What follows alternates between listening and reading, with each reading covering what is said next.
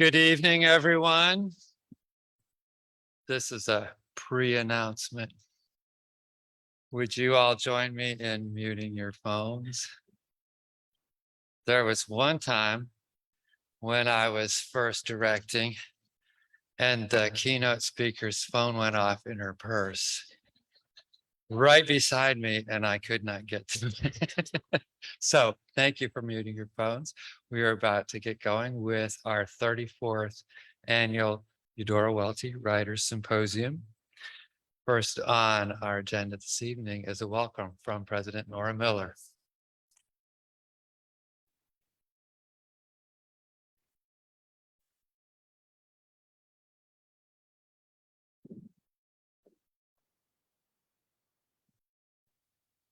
Thank you and welcome everyone.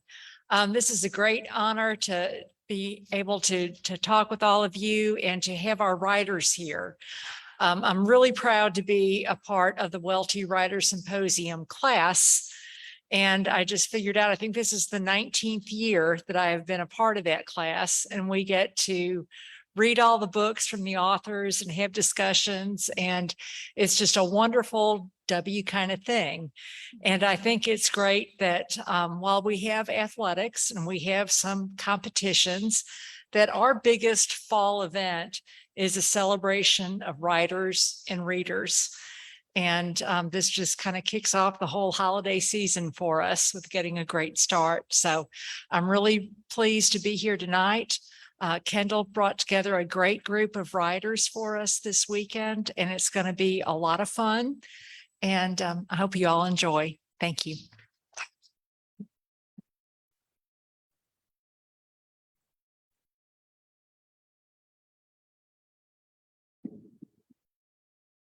Thank you, President Miller. Next to award the Eudora Welty Prize is Mr. Craig Gill, Director of the University Press of Mississippi.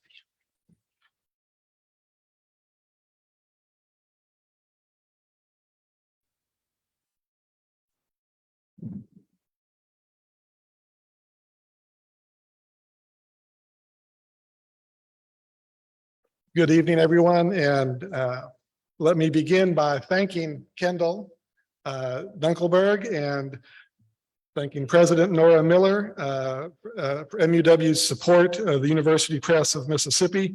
And also I want to call out our board members, Tom Richardson and Amanda Clay Powers, who are out there somewhere, for their support and expert counsel over the years for the press.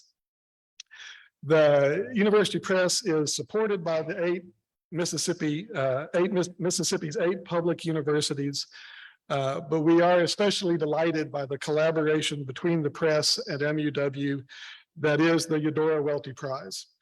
Each year, the university and the press award the Welty Prize for a book of scholarship in women's studies, Southern studies, or modern letters. Most often the book combines work in those areas in one way or another. In addition to some prize money, which is a rare thing for an author prize, for those of you who don't know. The winning author receives the opportunity to come here and to speak with y'all, a very pleasant audience of writers and readers. The press is immensely proud of its long connection to Welty as a writer and as a photographer, most famously publishing Welty's photographs in 1989, and then reissuing the book on the 30th anniversary of its original publication. Though recognized as a talented photographer, Welty remains better known as a writer, for obvious reasons.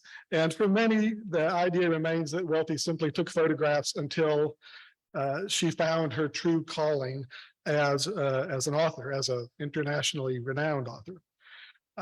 But who was Welty as a photographer? What did she see? How and why did she photograph? And what did Welty know about modern photography? In Exposing Mississippi, Eudora Welty's Photographic Reflections, Annette Trefzer elucidates Welty's photographic vision and answers these questions by exploring her photographic archive and her writings on photography. Tresser's work is the first book-length work dedicated entirely to a critical assessment of Eudora Welty's work as a photographer. The photographs that Welty took in the 30s and 40s frame her response to the cultural landscapes of the segregated South during the Depression. The photo book, One Time, One Place, also available from the University Press of Mississippi, was selected, curated, and shaped by Welty and serves as a starting point and a guide for the chapters in Exposing Mississippi, a book that references over 300 images, features 82 photographs, including some never before seen archival photographs. Annette Tresser reveals Welty's radical commentary on the spaces her camera captured and shows how Welty's photographs contribute to, reflect on, and intervene in the visual constructions of the Depression-era South. Annette Tresser, who is here with us today, is professor of English at the University of Mississippi. She is author of Disturbing Indians, The Archaeology of Southern Fiction. She is co-editor, and this is quite the list, of Global Faulkner, Faulkner's Sexualities, Faulkner and Mystery, Faulkner and Formalism, and Faulkner and the Native South, all published by the University Press. The press is proud to have worked with Annette on these many volumes and to be the publisher of Exposing Mississippi, Eudora Welty's Photographic Reflections. Congratulations to Annette Tresser, the winner of the 2022 Eudora Welty Prize.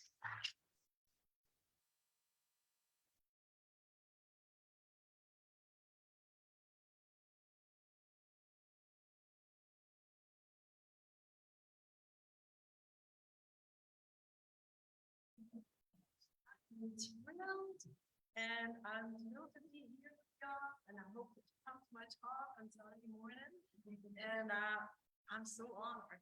Thank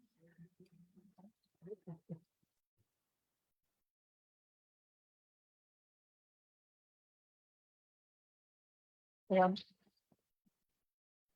because I am a bookseller at heart, let me point out that Annette's book and all the books from the other authors are available for purchase right out here on your way out the door. So thank you.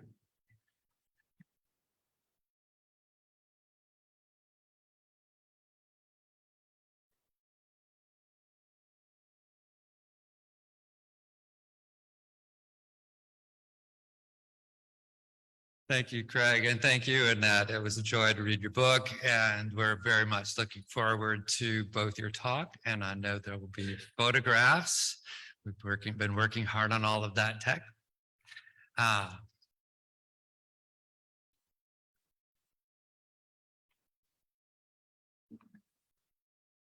So welcome again. Welcome to everyone here, and also to those, knock on wood, if our tech is working, who are joining us either in Zoom or live streaming on Facebook. We are glad to be back in Poindexter Hall. We would love to thank the Robert M. Herron Foundation for the support they give the symposium each year. Without their generous grant, we would not be able to do all the things that we do. We also want to thank President Miller for her continued support of the symposium and creative writing at the W. I'm also grateful to all of our authors. And if you're wondering who they all are, there's brief bios in the program. And I'm grateful to all those in the Department of Languages, Literature, and Philosophy who are helping out this weekend as moderators or behind the scenes. To the music department for letting us use this beautiful space. To Resources Management and Sodexo Dining Services, and to the Commercial Dispatch, the Columbus Convention and Visitors Bureau, and local businesses like Friendly City Books who have helped us to promote this weekend's events. And finally, I would like to thank all of you for coming out to our 34th Eudora Welty Writers Symposium. Our theme this year is telling stories, charting a future, coming to the end of the road, the jumping off place, which is inspired by Eudora Welty's story, No Place for You, My Love, from The Bride of Innisfallen. In the story, two strangers who are not from the South have a chance to encounter at a Sunday luncheon in New Orleans, and on a whim, decide to drive south of the city, south of South, as Welty puts it. First winding through the city, then through winding country roads until they finally arrive at the very southern edge of Louisiana. We are coming to the end of the road, one of them says, but since it is a road that ends at the Gulf, soon this is described as the jumping off place. This seemed like an appropriate theme for a year when we might feel like we have been at the end of a long road. And yet we are hopeful that we have turned a corner to find that jumping off place. Welty's two characters, a man and a woman, share this drive, then walk to a restaurant out on the water where there is Cajun or Creole music. They share a meal and a dance, but then return to the city and to their separate lives. Perhaps they are unchanged by the experience, or perhaps their lives will never be the same. We may not know, since Welty writes, a thing is incredible, if ever, only after it is told.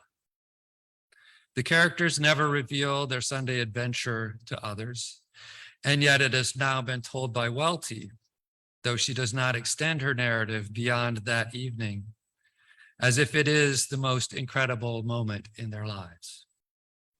With this theme in mind, I became fascinated with Steve Yarbrough's 8th novel, Stay Gone Days. Unlike Welty's story, Yarbrough's novel tells us a story that spans more than an afternoon and evening. His narrative covers 4 decades in the lives of 2 sisters from the fictional Delta town of Loring, Mississippi. Their stories begin with the adventures in the town's private high school in the 1970s. Though they go their separate ways, both characters' lives take numerous twists and turns, often arriving where they might think is the end of the road, but becomes a new jumping off place. Yarbrough is an exquisite observer of character and place. His vivid portrayal of the social strata of Loring and of iconic Mississippi locales like the Sun and Sand in Jackson transport the reader back to that era, though not exactly with nostalgia. There are traumatic events, crimes, betrayals, narrow escapes, triumphs, and attempts at reconciliation that drive his characters along their own winding paths, leading them to landscapes of Central California, Boston, and Poland, familiar to readers of Yarbrough's fiction. The novel is, as the reviewer for Rain Taxi called it, wise, tender, and honest, as it, and I quote, forces readers to confront the inevitability of aging and the choices we make to maintain or sever family ties.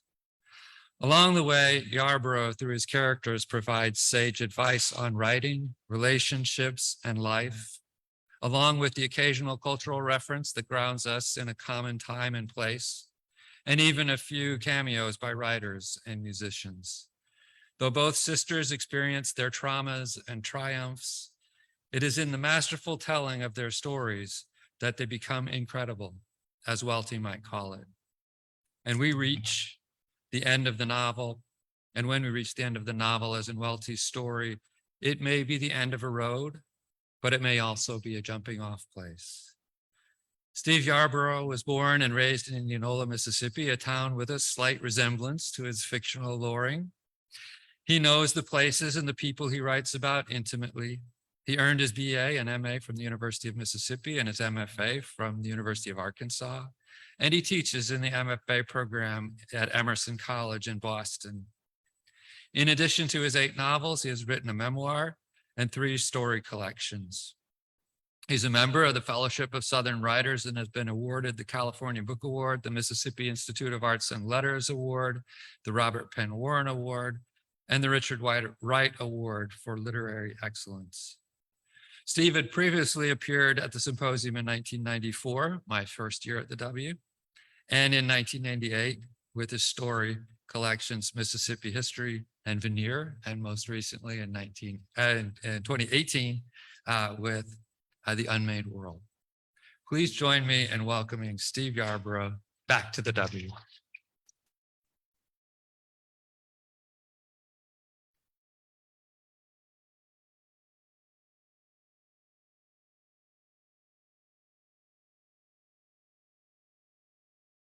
It's always an honor to be back here. The first time I came here, I was 38 years old, and I had just written my second book, and now I'm 66. So I guess we could say that I was near the beginning of the road when I first came, and you can draw the conclusion about where I am now. I hope I've got a lot more books in me. I just wanted to thank Kendall, who has done such a great job with this event. And also to tell you that I've been a college professor for 38 years. And something that struck me the first time I met your president was that when I started what I do now, it would not have been so rare to find a university president who loved to read books. I'm sad to say that these days it is. So I hope you know you've got somebody special here in your president.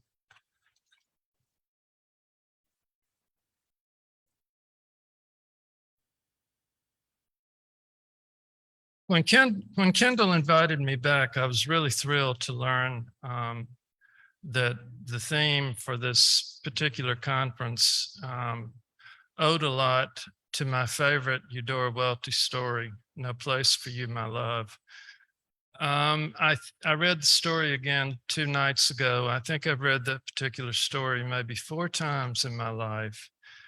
And there are stories I've read many more times than that, like The Lady with the Pet Dog, or Rose for Emily, or William Trevor's Lovers of Their Time, and various others.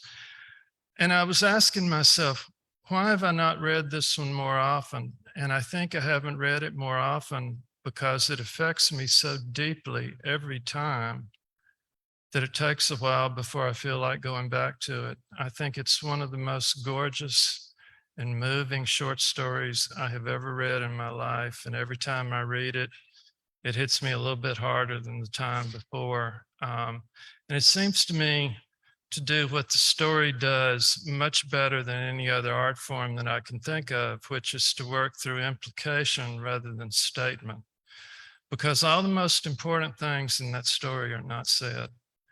And yet, the fact that we can make a good guess about what the things are and have to ponder a multiplicity of possibilities, to me, that's how a narrative becomes rich.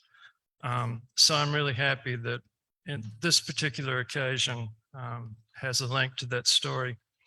So my novel, as Kendall said, is about a couple of sisters growing up in the Mississippi Delta around the time that I did, and they end up in places that I know very well. Because I've lived in all of them. And I've had a sort of standard reading that I've done, but tonight I think I'm going to do something a little different, which is to read just one section from each of the sisters' points of view while they're still growing up in Mississippi. In Ella's recollections, their house stands on the east side of the gravel road, a cotton field to the north, an orchard to the south. It's a boxy little 2-bedroom with sheetrock siding, hot in spring and summer, cold in fall and winter. They had a window unit, but it mostly just made noise. They had a fireplace too, but it stayed boarded up because one time they found a dead snake there. The orchard wasn't really an orchard. That's just what their father chose to call it. About halfway between the house and their neighbor's soybean patch languished a lone Bartlett pear. Some years the fruit was fit to eat, but most years not. She thinks the plot used to be a garden, that maybe at one time their parents grew watermelons and tomatoes and whatever else people in the Delta like to eat, okra possibly, black-eyed peas. Her father was not officially a farmer then, though he used to be. He drove a propane truck during the day, but studied electronics at night via correspondence course through the Cleveland Institute, which was not up the road in Cleveland, Mississippi, but hundreds of miles away in Ohio. Whereas he once spoke the language of agriculture, tossing around terms like hill drop, strict middling, and string out, he had recently adopted a new vocabulary, talking constantly of triodes, diodes, and electrodes. One day he went to Jackson to take an exam and returned with a certificate that pronounced him a certified electronics technician.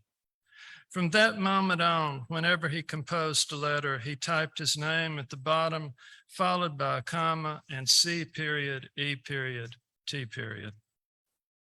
On the weekends, he repaired people's televisions, stereos, and radios. Years before she knew the term CD, she knew CB. CB stood for Citizens Band, the kind of radio that only he seemed able to work on. Why he failed to place periods in this particular initialism, she never understood. She accepted it on faith, along with so much else he said and did. Dear Mr. Stark, this invoice is a reminder that you still owe $17.50 for fixing your CB on 10/12/74. Please remit at your earliest convenience. Sincerely, Alton Cole, C period, E period, T period. The reason she knows what he wrote in those letters is that he kept carbon copies of all communications, storing them in the attic in a large metal lockbox, which she found right before they moved out. She placed it sideways on the floor on an afternoon when she was home alone and hit it hard with a pipe wrench. She often thinks of the box, how thin the metal was, how it crinkled from a single blow, how little protection it offered in the end, allowing to come to light so much that he would have preferred to keep hidden in the attic of a house soon to be abandoned. They went to a private school. This sounds impressive, as if they were people of means. At various times, Ella's younger sister, Caroline, who after leaving home began to call herself Corinne and later on Cairo, would with practiced offhandedness remark, "Down south, I attended a highly ranked private school." The truth is less savory. Paying the tuition left their parents constantly broke, but the only thing highly ranked at the school was the football team. And it would not have been highly ranked either if it played teams from public schools, which by then the courts had forced to integrate. The school existed for one reason, the maintenance of segregation. All the white kids went there whether or not their parents could afford it. To do otherwise would have incurred disgrace. The colors were red and gray, the nickname the Rebels, the fight song Dixie. There were no buses and many students drove themselves to school in nice cars. She and Caroline were among those that didn't. Their mother, who operated a cash register at United Dollar Store, dropped them off just before 8, then drove downtown, parked behind the store, and waited until the manager showed up and unlocked the door. In summertime, when it got hot early, she often had to drive back and forth in the parking lot to keep the air conditioner running. Ella did not learn about this practice from their mother, but from a high school classmate named Kim Taggart. The new biology teacher had assigned them to dissect a frog together. This particular teacher would last only one semester, getting fired right before Christmas. She just didn't understand how things worked, people said, shaking their heads. Every time a student used a racial slur, she issued a public reprimand. This kept her pretty busy.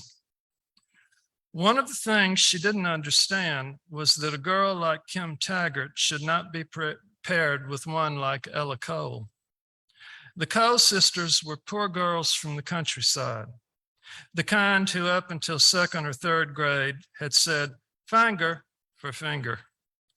When their mother took them to the circus, they didn't sit in the reserve seats, but at one end of the oval ring, where a single strand of seagrass rope separated them from the small number of Black people who could afford general admission. Kim, on the other hand, was the daughter of Tag Taggart, a former Ole Miss baseball star and local attorney who'd become rich representing agricultural interests, sometimes traveling on their behalf to Washington, D.C. A plantation-style affair with white columns and a rotunda. Their house held a commanding position on Bayou Drive. A plantation-style affair with white columns and a rotunda. It was spotlit every night. Thomas Jefferson might have felt at home within those walls. They owned another place too in the New Orleans Garden District. Word was that when Kim graduated, they'd sell their local home and move on. The town was too confining for people like them, even if they'd been born and raised there. Each two-person team had to pay for its own dissection kit and frog. Ella, newly resituated up front beside Kim, reached into her bag to withdraw the $2 her mother had given her that morning.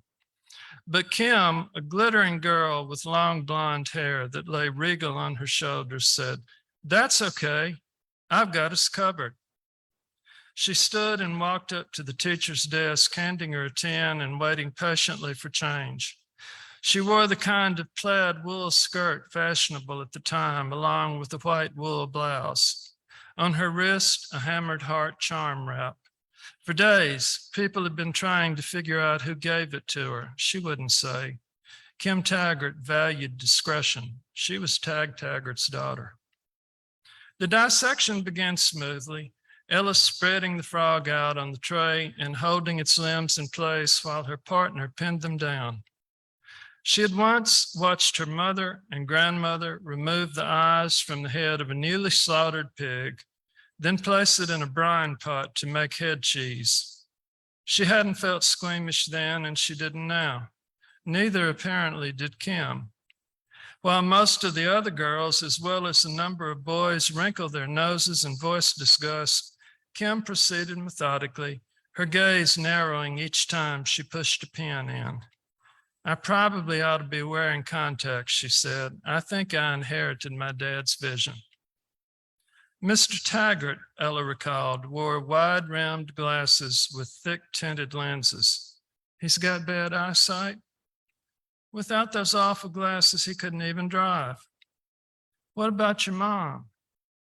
Until now, they'd never exchanged a word, though they'd been in so many classes together that Ella had lost count. "My mom can see to Memphis and back. If there's a speck of dirt in the corner of the bathroom, she finds it. It's a rare day when she doesn't make me plod downstairs and grab the vac." "Really?" Kim pushed the last pin into one of the frog's webbed feet. "You assume we didn't do our own vacuuming, right? Well, I do all the cleaning. She makes me use a toothbrush and the shower grout. How do you think folks with money stay rich?" "I don't know how they stay rich. And more importantly, I don't know how they get rich." The other girl laughed and touched her forearm. "I don't know how they get rich either. It happened before I was born. How they stay rich is to make sure they don't spend one unnecessary dime. My mother carries a calculator everywhere. She conducts spot audits of stuff like the sales receipt at the grocery store. She once pulled the thing out at Commander's Palace, and while my dad looked on horrified, she retabulated the check. She's the stingiest human being you will ever meet." Ella had never heard of Commander's Palace. As if she had read her mind, her partner said, "Commander's is a restaurant in New Orleans. It costs a lot to eat there. If you ask me, though, the food's nauseating. Can you imagine turtle soup?" She gestured at the newly impaled frog. "It wouldn't surprise me to see our poor friend on their menu." The thing was, Ella had eaten frog meat. Her father and her uncle went gigging, then stewed frog legs for supper. Her aunt and her mom and Caroline refused to eat the stew and had bologna sandwiches instead. To Ella, it tasted neither bad nor good. It was food, you ate it. She knew, in the way she knew all sorts of things without having them explained, that at this point, it would not be wise to reveal her culinary history. It seemed like something unforeseen might be happening between her and Kim Taggart, and she wanted to find out what it was. "You're my curious one," her father liked to say, and curiosity's okay. Now, some folks will tell you it killed the cat, and maybe it did. But what they don't want you to know is that cat's got 9 lives. Kim fucking Taggart, Caroline says that evening from the bunk below hers. "Are you shitting me? She invited you to dinner?" Her sister is a year and a half younger. When she was little, she slept in the upper bunk, but then she began to complain about feeling claustrophobic. So Ella agreed to switch. Nobody beyond the family knows this, and most would be stunned by it, but Caroline is prey to many phobias. She's terrified of cottonmouths, which is perfectly reasonable, but she's also afraid of dust particles, which is not.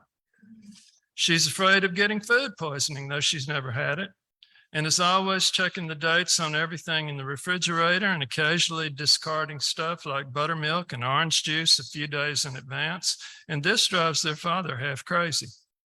She's afraid of dogs, but pines for a cat, which he won't let her have.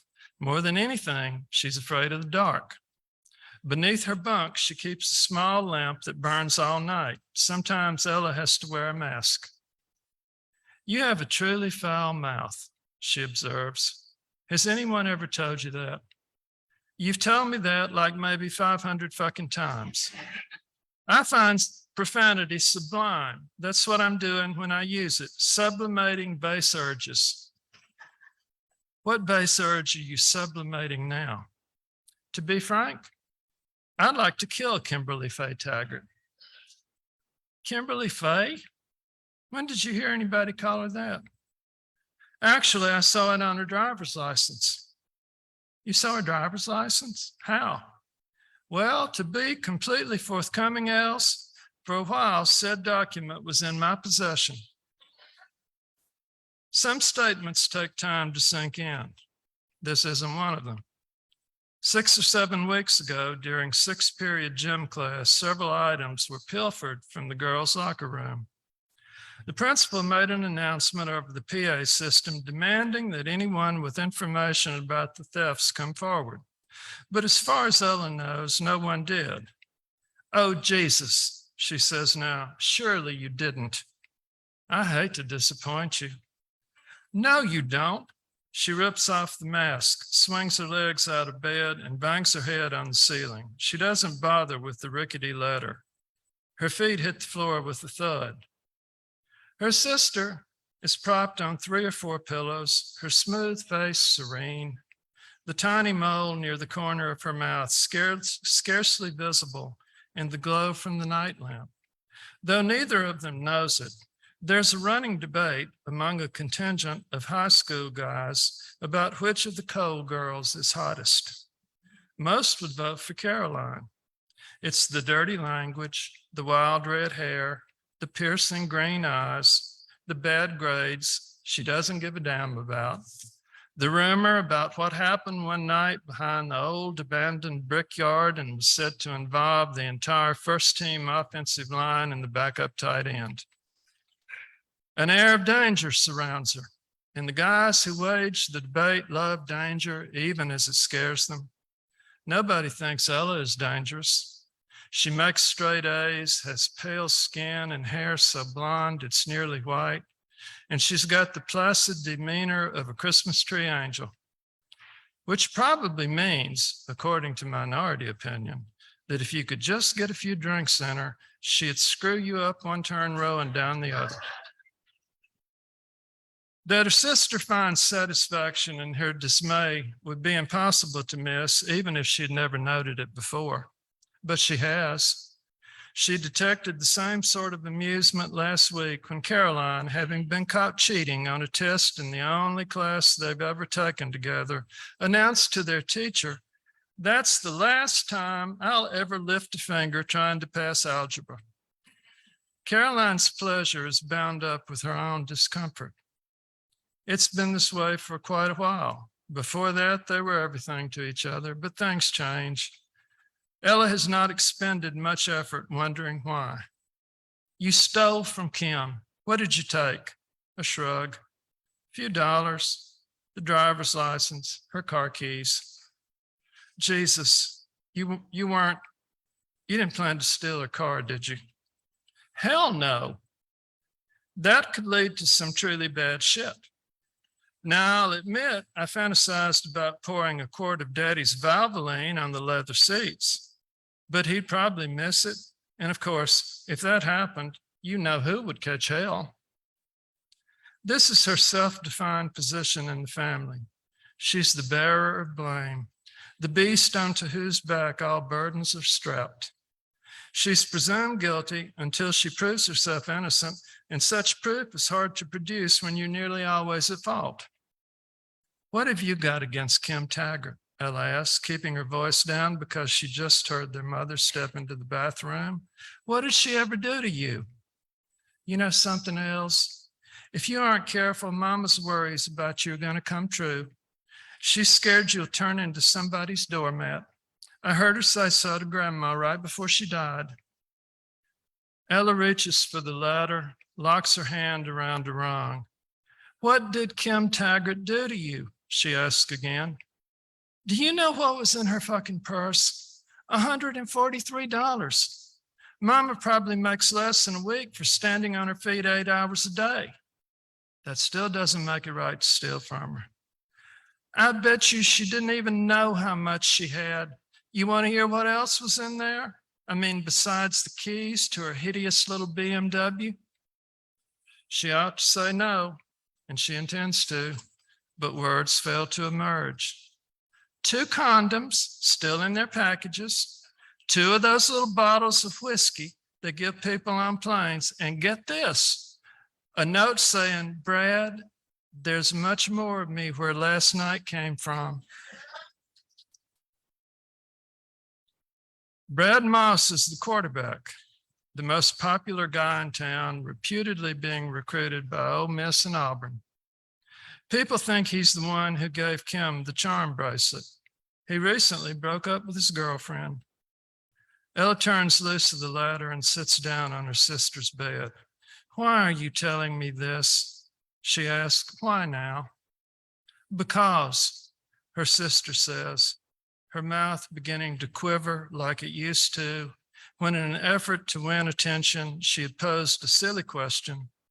Is snow made of cotton? Only to be met yet again by their father's derision.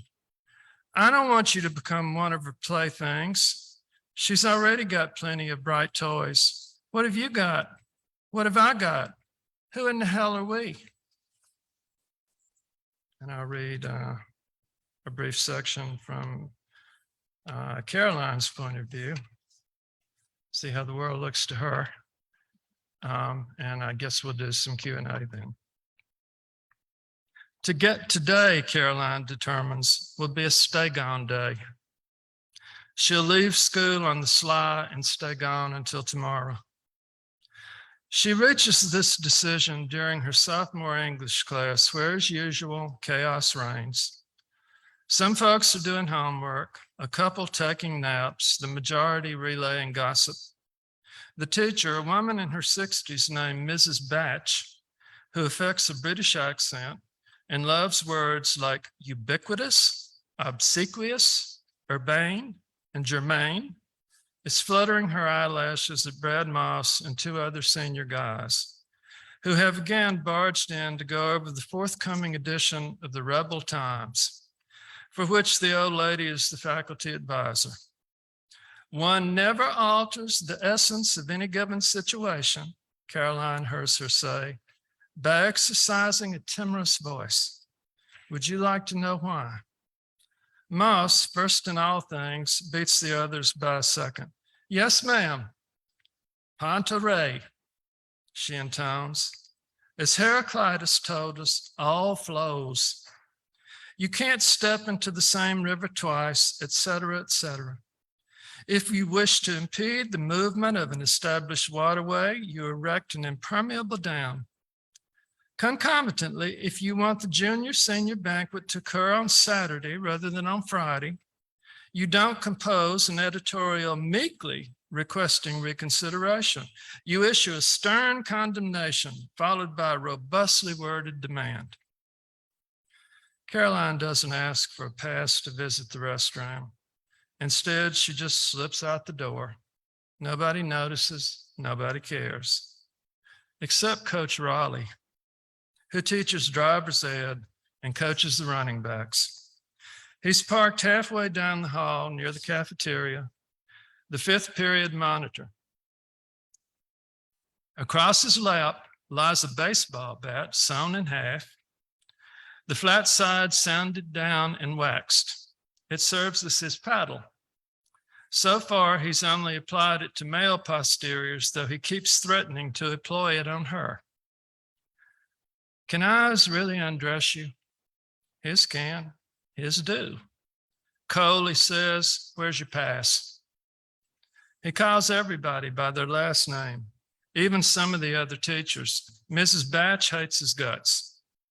Coach Raleigh, she told Brad Moss some days ago, speaking loudly enough for the whole class to hear, is both perfidious and invidious. Look them up. Caroline stops 3 or 4 feet away. Word has it the coach was once engaged to a rich girl from Jackson, whose parents, after meeting him, monkey wrenched the whole thing. I'm looking at my hall pass, she says. You're it. His face turns crimson, the way it did the last couple of times she left without permission. He glances left, then right, then straight ahead toward the principal's office, back at her. Cole, he says, there's a word for girls like you. There's a word for men like you too. The first time she left, right before Christmas, she let him study her longer than she will this afternoon. That day, when he asked for a pass, she said, Coach, to be perfectly honest, I don't have one, but I'm bored half insane by Mrs. Batch, who says bad things about you from time to time, by the way, and I'm dying to get some fresh air. This is 5th period. I've got gym next. Maybe you'd let me go. I don't think anyone will ever know, and I'd be eternally grateful. He asked her what Mrs. Batch said about him, and she relayed a few comments, a couple of which were true. When she had finished, he said, about all that's wrong with her last name is the A. It should have been an I. Most of us think so. All right, he said, go on and carry your swishy tail elsewhere, but stay out of trouble. She took a couple of steps toward the door, giving him a little space. Hey, she turned. He dropped his voice. You know where I live? Slowly, she delivered her line. 217 Loring Avenue. Stop by sometime. She can tell from the way he's looking at her now that he'd love to choke her. That's because about 2 weeks ago, on one of those warm, spring-like Delta Saturdays you occasionally get in February, she did as he suggested, appearing on his porch. She had ridden in with her mother, claiming she needed to go over to the public library to conduct research for a paper. He came to the door in a bathrobe, rubbing sleep from his eyes. What are you doing here? You invited me. He looked over his shoulder. For a moment, she thought maybe someone was back there in his bedroom, her bare haunch poking out from under the covers, messy hair spread out on a pillow. Maybe, after all, he had a life. This is not a good idea, he said. Okay, she made as if to leave. Wait a minute. His eyes scanned the street. You want something to drink? A Coke, maybe? Sure. He stepped aside to let her enter. She quickly cataloged the room's contents.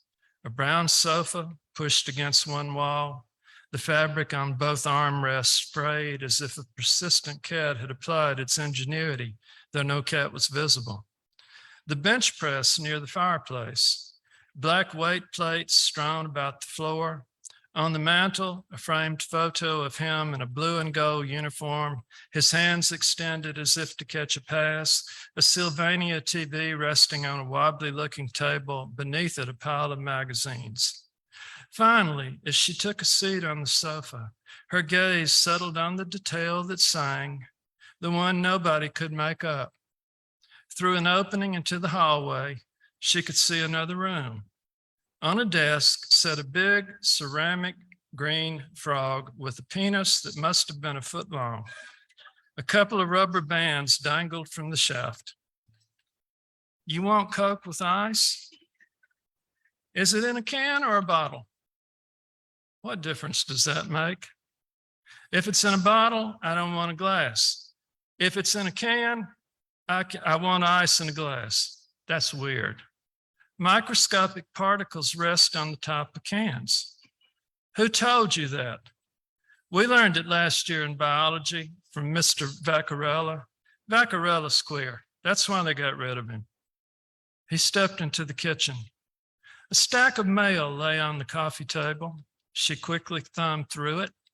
A phone bill, a light bill, a renewal notice from Sports Illustrated, and a flimsy-looking envelope edged with red and yellow stripes.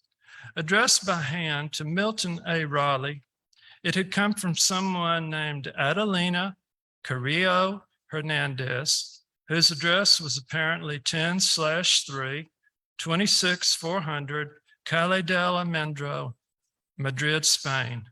She tucked it into her blouse. The coach returned carrying a bottle of Coke and a long neck bud. He handed her the Coke, then sat down in a nearby armchair. He must have been self-conscious about his legs, which were pale and all but hairless. When he saw her looking at them, he rearranged the folds of his robe, covering as much as he could. Does anybody know you're over here? She tipped up her Coke and took a couple of swallows, then set it down on the coffee table. Nope, she said, not a soul. Didn't you mean to say no, sir? No, sir, I meant to say nope. You got quite a mouth on you, don't you? Yep. Why don't you tell me why you came here today? Well, like I said a minute ago, you invited me. I don't recall that. And that's what my response would be, by the way, if anybody ever asked. What would you say about letting me leave school? I'd say it didn't happen. And I'd say it did. He smiled. It was an unusual smile, closer to a smirk. And she would remember the look more than 20 years later, when she watched an American president being interrogated by a special prosecutor about alleged sexual improprieties. The president smiled in a similar fashion each time he dodged a question. Thing is, Raleigh said, nobody would believe you, not after you got your ass caught cheating in algebra. She knew when she was looking vulnerability in the face, having glimpsed it in many a mirror. Her guess was that he didn't know when he was looking at it. When he looked in the mirror, he probably loved everything he saw, and if he questioned anything at all, it was probably the failure of others to be equally impressed. She chugged the rest of her Coke and set the bottle down. So long, she said, rising. See you in the halls. She was halfway to the door before he leaped out of his chair. What did you say? Her pulse sped up. Why lie to herself? He could hurt her. He had it in him, whether he knew it or not. She threw the door open, bounded down the steps, took off running, and didn't look back. Please do for yourself what you did before, said the letter from Adelina Carrillo Hernandez in Madrid, Spain. When you see the last picture I sent, to aid Milton A. Raleigh's efforts, she'd enclosed another photo. This lingers between them in the air of the high school hallway, along with the smell of Lysol and damp socks and the coach's fear, desire, and loathing. Get out of here, he says. I can't wait till you graduate. If I flunk algebra, she warns, I'll be here forever. Better burnish your resume. I'll stop there.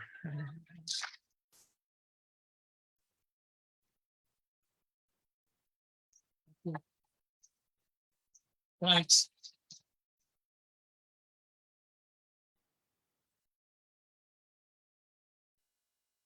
Do we have time for some questions?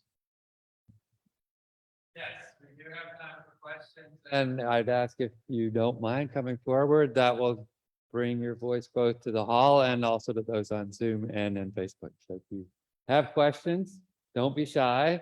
2 mics are here. Okay. Somebody's got to ask me questions. I didn't bring my guitar and my mandolin with me. I wanted to.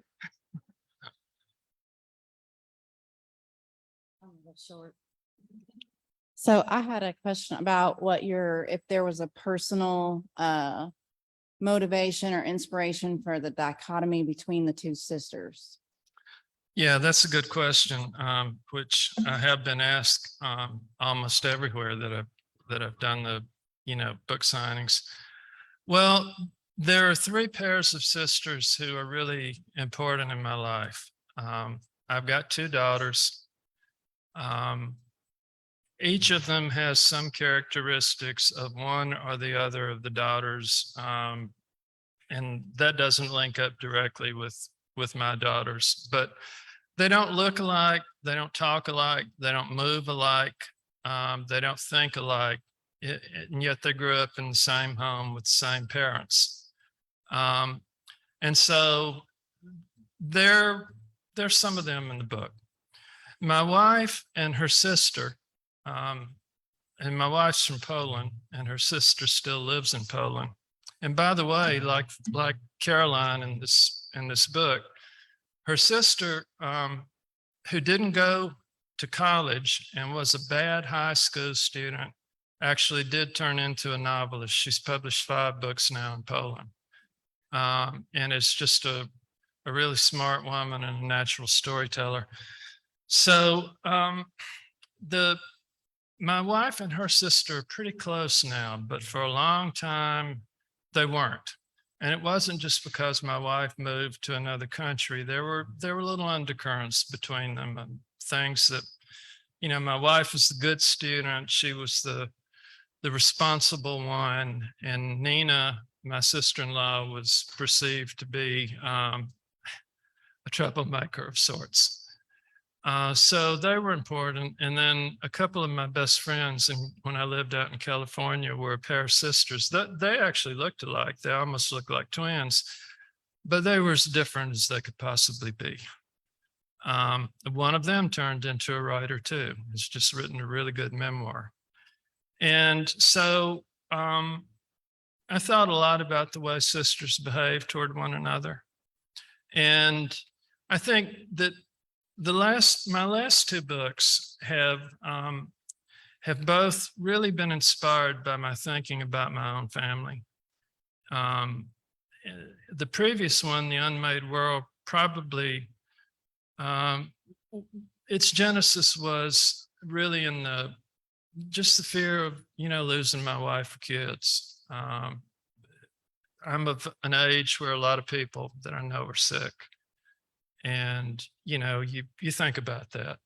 And then this one, I think came from the awareness that as my wife's about to turn 70 and I'm 66, our daughters are in their mid-30s, there will be a day when we're not around. And fortunately, my daughters are really close to one another. But I started asking myself, what would it be like if the one person in the world who had always known you was someone that you didn't feel you could go to for whatever reason? And so that's where it came from. I think that writers, at least most of the writers that I admire and know well enough to have conversations with, they write about things they can't get off their minds. I think that's where a lot of the power comes from. A certain degree of obsession, it has always seemed to me, is necessary to do what I do. So that's my thinking about that. Yes. Oh, I'm very unobservant for a writer. My wife's always saying, that's why you have to write fiction and make things up. I just now noticed there's a mic over there. So my question was about the time period. I'm How did, sorry, I didn't get oh, it might be my accent. It's a little strong. no, that's okay. Okay, the time period you chose to write over a 40-year span. So how did you come to that decision? And then what did the process look like of like, because that's a monster of a time period. And so how did you come to that decision? And then what did that process look like? Yeah, well, I became aware some years ago that I'd fallen into a little bit of a rut. And I've been surprised that nobody ever pointed this out. All of my novels, with the exception of the first one, they started around the end of July and they ended somewhere around Christmas or between Thanksgiving and New Year's. All of them, every one of them. And I couldn't figure that out for a while. And then I thought, it's the structure of a football season. So with the previous book, it covers 10 years. And I purposely set out to write about winter, which I see plenty of in Massachusetts. And then with this one, it really was inspired by my love for a particular novel. And it's a novel by a writer who makes a cameo appearance in this novel, Richard Yates. It's the novel, The Easter Parade, which covers about 40 years in the lives of a couple of sisters and various family members. And my recollection is that novel is 245 or 50 pages long. And that's what I set out hoping to do, but I figured out really quickly, I couldn't write with Yates's economy. And actually I didn't even want to, because I was dealing with more settings. And so one of the things I found myself doing from the very beginning that I had never done before was there's an intrusive narrator who shows up from time to time. And even that opening line, I can't quote it perfectly, but I will read it again. In Ella's recollections, their house stands on the east side of the gravel road. I wanted to let the reader know from the beginning that we were going to end up way down the road, time-wise, that she's somebody who has recollections. And surreptitiously, I wanted to suggest, since she can't remember the actual position of things with respect to the house, that probably a good bit of time has passed. There's a reference in the second chapter to something that she will think about 40 years later when she's lying in a Boston hospice. And so what I wanted to suggest was the scope of the novel in hopes of covering up some of the gaps between one thing and another, because it's all about what you've let a reader expect. And, I don't think there's such a thing as any rules for writing novels, but I do think that what you're doing in the opening of every novel is you're writing the rules for that novel. And at the same time, trying to tip a reader off, okay, this is how this book is going to work. Sure. I love that question. Any others? No? Steve, I'm not letting you off the hook just yet. I had a question about the writing you did for my colleague, Ellen Ann Fentress. You wrote a great piece for her project, The Academy Stories. And I was just wondering if that was an influence on the novel, or if the novel predated that and that led you to add your contribution to her. Yeah, no, I was already writing the novel when Ellen, got in touch with me. I hadn't gone very far in it. I think I probably had no more than about 100 pages, but I had written the early sections about the school. My first novel dealt with school like that. And it shows up in the memoir I wrote. So I was sent in 4th grade to what was not called at that time, but was very much a segregation academy. That's the reason it existed. And you hear all kinds of high-toned language about how it's not about race, it's about providing a better education. And that was just all a crock of bullshit. I mean, that's what it was, and it needs to be called that. And, you know, you look down at all the problems in the Delta today. 1954, Brown versus Board of Education. People like my parents and all of the people down there, they could have done the right thing. They did the wrong thing. They set up the White Citizens Council. It started in my hometown. My father was one of the early members, and he carried that card to the day he died in 2017. He was proud of it. He had some good qualities, but it needs to be called always what it was, and it needs to be called what it is. And so I was really happy when she asked me to do that. And it's not confined to Mississippi, by the way. You find it in a different form in Boston. You find people who, in many instances, they'll vote exactly like I do, but if you tell them you go into somebody's house in Roxbury, they lose their freaking minds.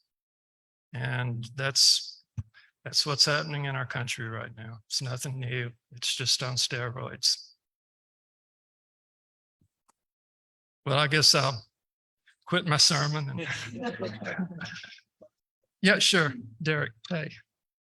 So Steve, thank you for that. That was beautiful. That was beautiful reading. And so the last question just got me thinking about, so I teach at the University of Mississippi at Ole Miss. Yeah. And I direct our African American Studies program there. And right now we're celebrating the 60th anniversary of James Meredith integrating the university. And so we've had a slew of writers and speakers come in. And me being from Milwaukee, Wisconsin, I've been in Mississippi for the last 10 years. Yeah. And one thing that I've always noticed is that as much as I feel like an adopted child of Mississippi, the writers from Mississippi feel a different kind of dedication that I could only like tangentially relate to, you know, me being from the Midwest. And so my question is like, do you feel a certain amount of like responsibility being a writer from Mississippi, having moved away? Do you feel like you owe this state like something, maybe in relation to like the integrity, or like there's a bar that Mississippi has set as writers, but then as you're talking about, like even like in terms of creating, I guess, narratives of what's possible, right? Because the state has done so much. And, you know, as writers, a lot of times the writers from here tell the stories. Yeah. Do you feel a certain responsibility? Well, yeah. The main responsibility that I feel is never to lie about what I witnessed growing up. There, you know, because of my age, there aren't that many people around anymore who can tell that. And at the same time, I'm aware that whereas when I came to this symposium for the first time, which was 1994, I had lived in Mississippi as recently as 10 years ago. So it was all fresh for me. I haven't, except for a few months in 1999 and 2000, when I was writer in residence at Ole Miss, I haven't lived in the state for 40 something years. And so I am what I think of as both an insider and an outsider, which is an uncomfortable place to be. But it is what it is. And the main thing I can say, Derek, is anytime anybody in Mississippi has asked me to come here, I come here, no questions asked. There's home with a little letter and there's home with a large letter. And it remains for me home with capital letter. You know, I went to the Mississippi Festival of Books a couple months ago, and they put us in the Westin, wonderful hotel. They treated us, we could not have been treated any better. Yet I can tell you that a lot of the writers who came from outside Mississippi, they were really freaked when they checked in and the desk clerk tells you, you can't drink the water, you can't brush your teeth with the water, And when you're in the shower, keep your mouth closed, and then they hand you a sack of bottled waters. And, I had people who I know from elsewhere saying, but this is the capital city. Yeah, it is. And that's wrong. And we all know, at least those of us who have been around, we know that once the city became predominantly Black and the whites left for the suburbs, the investment in the city just kind of tanked. And so I don't know how to fix all that. I don't know how to fix the problems in Boston. I don't know how to fix the problems in Poland, which are really bad too. What I can say is I care, and I continue to believe something I believed almost my whole life. And I know it's not just as simple anymore as white and Black. You've got people from many other places now living in the state. I just feel that if you could get just all of the ordinary working people in the state to come together for the good of the state, I think you would see the change that we could all feel good about. And I hope one day that happens. So, thank you. One more? Kendall's going to give me the hook soon, but go ahead. I did want to ask, your book also deals with sexual and gender politics, especially with the character of Ella. So what made you want to take that on? Because to be honest, I find it a little bit unusual for a male author. Yeah, I've always written from the point of view of women. And nobody told me I couldn't. And see, the thing is that people look at me and, they know I played football in college and all of that. But when I was a little kid, because of the crop dusting and all of the chemicals that were out in the cotton fields where I lived surrounded by cotton fields, I had asthma, and I came close to dying a number of times. And my parents' response for several years was to just say, you can't go outside, in the summer and fall. And so I couldn't go outside. They just locked the doors and kept me in the house. And the women, my dad and my grandfather would be out in the fields, and the women from the community sometimes would come over and get together to shell beans and watch soap operas. I loved soap operas, by the way.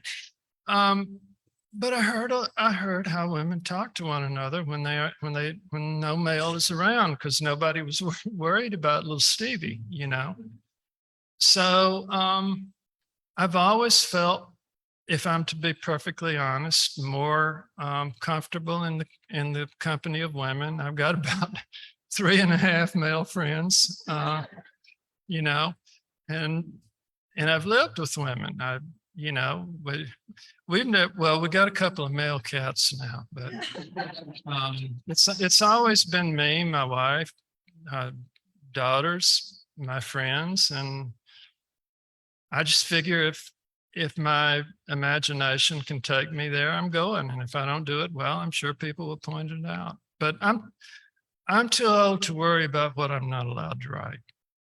I'm going to do what I've done my whole life, and I will write what I want to and live with the result. It's not a bad way to go. Okay, thank you so much. Really,